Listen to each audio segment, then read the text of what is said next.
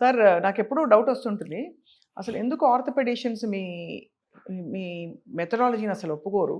ఒకవేళ ఎందుకంటే మీరు ఇంత బాగా ఇంతమందికి చేస్తుంటే, వాళ్ళు బోన్స్ జాయింట్స్ తోటే పని కాబట్టి వాళ్ళెందుకు ఇది చేయరు?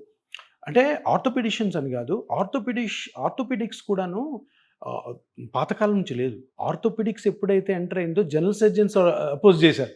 అవును. ఏదైనా కొత్త స్పెషాలిటీ వచ్చినప్పుడు రిపల్షన్ ఉంటుంది. అవునవును. ఇద్దరు ముగ్గురికి నచ్చని విషయం ఉంటుంది. అంటే చాలా మందికి నచ్చకపోవచ్చు.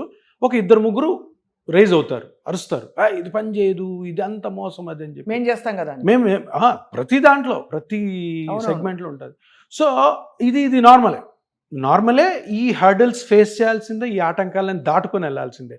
అదే విషయంలో కొంతమంది కంప్లైంట్ కూడా ఇచ్చారు కౌన్సిల్లో మేము దగ్గర ఒక 1000 నుంచి 1500 రీసెర్చ్ పేపర్స్ని కౌన్సిల్కి సబ్మిట్ చేసాం. అంటే ఎంత బాగా ఈ పిఆర్పి పనిచేస్తుంది, ఎన్ని కంట్రీస్లో ఎంత ఎక్సలెంట్ రిజల్ట్స్ వచ్చాయి, ఎన్ని రీసెర్చ్ పేపర్స్ పాజిటివ్గా ఉన్నాయి అని చేసినవి ఆర్థోపెడిషియన్సే.